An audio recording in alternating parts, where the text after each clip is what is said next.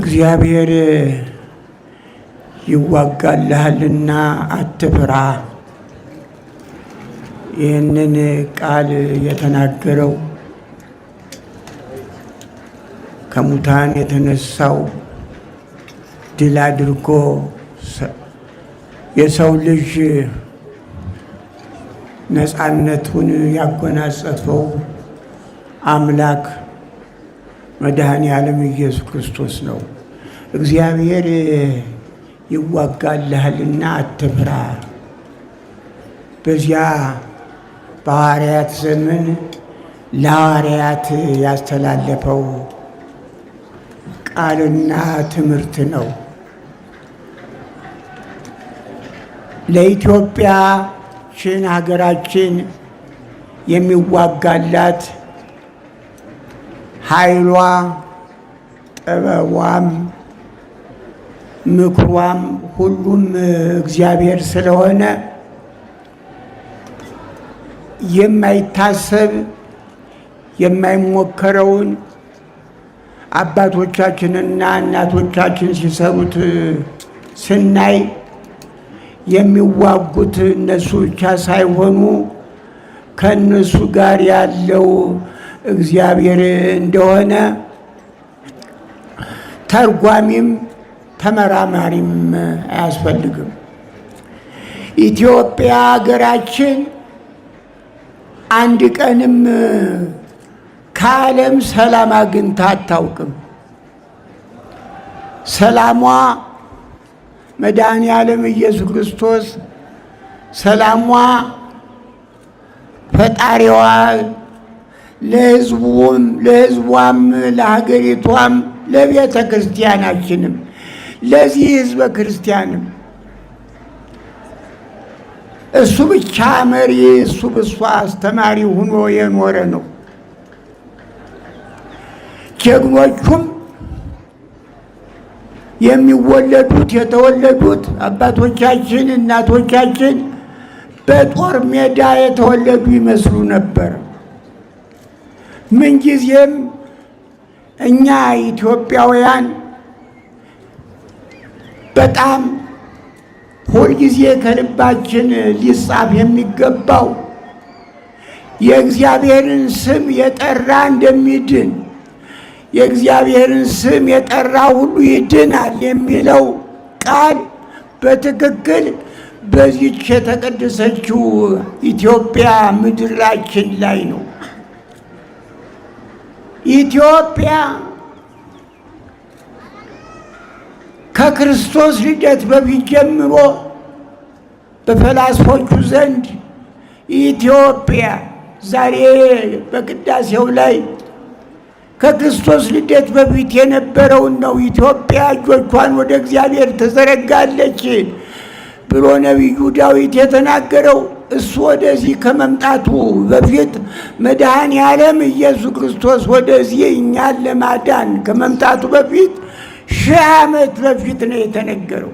ዓለም ያልመረመራት ታላቅ ምስጢር የሆነች ሀገር ናት። ገና ያልተመረመረች አንድ ታላላቅ ውቅያኖስ ተመርምረው ገናም ኢትዮጵያ ዓለም ያልመረመራት ታላቅ ምስጢር የሆነች ሀገር ናት። ገና ያልተመረመረች አንድ ታላላቅ ውቅያኖስ ተመርምረው ገናም በውስጣቸው ምን እንዳለ ገና አልታወቀም። ኢትዮጵያም ከዚያ የበለጠ ከውቅያኖስ የበለጠ ምስጢር ያላት ሀገር ታሪክ የሕዝብ አሁን በዚህ የምናየው ሕዝብ ምስጢር ነው እና ይህንን ለማዳከም ነበረ፣ ይህንን ለመለወጥ ነበረ። ይህ ቅድም ሲተረክ የኖረው የፋሽስት ኢጣሊያ ወደዚህ ስንቱ ተወርቶ ኢትዮጵያ ሀያላኑማ የሳቁበት ዘመን ነው። በስደት ያሉት ንጉሥ አቤቱታ ሲያቀርቡ ሎጎፌል ጎፍኔሽን ይባል ነበር። የዚያን ጊዜ የተባበሩት መንግስታት ሳይባል መጀመሪያ በዚያ ቀርበው አቤቱታ ሲያቀርቡ ስቀውባቸዋል። እግዚአብሔር ግን በእነሱ ነው የሳቀ እንጂ በእኛ ላይ አልነበረም። ያ ከነሱ ሳቅ በኋላ ግን ብዙ ነገሮች ሆነዋል። ተከፋፍለው እርሳቸው ተጨራርሰዋል። ከዚያ የተነሳ ኢትዮጵያን ይወር የነበረው የለም ዝጋ፣ አስዋን ባህሩን ዝጋ፣ ጦር ወደ ኢትዮጵያ እንዳይሄድ እርሳቸው ሲተለያዩ ከፋፍላቸው እያሉ ይጸልዩ ነበረ። መምህር ሰይፉና አንድ ቃዲ የእስላም ቃዲ ጣሊያን በዚህ ገብርኤል በታች አስሯቸው ነበረ ይባላል። በኋላ ና እንጸልይ ይላል ያ ቃዲው መምህር ሰይፉን፣ ወይ ካንተ ጋር ነው እንደምጸልይ ይላቸዋል። በልተው ያ ቃዲ ለካ በቅቷል። ኧረ ከፋፍላቸው እኛስ አንችላቸውም አንተው ከፋፍላቸው እያለ ለካ ወዲያውኑ ተከፋፈሉ። ያ ሁለተኛው ዓለም ጦርነት ግዙፍ የሆነው የዓለም ጦርነት ተነሳ። እነሱን ያንን እርሳቸውን ሊያጋጫቸው ይዘውት የተሰደዱት ስሙ ሰራ። የእግዚአብሔር ስም ለኢትዮጵያውያን ሰርቷል። እባካችሁ በልባችሁ ጻፉት፣ እመኑት። ስለዚህ የእግዚአብሔርን ስም የጠራ ይድናልና አሁንም ስሙን ጠርተን እንድንድን የልዑል እግዚአብሔር ፈቃዱ ይሁንልን። አገራችን ኢትዮጵያን ሰላም ያድርግልን።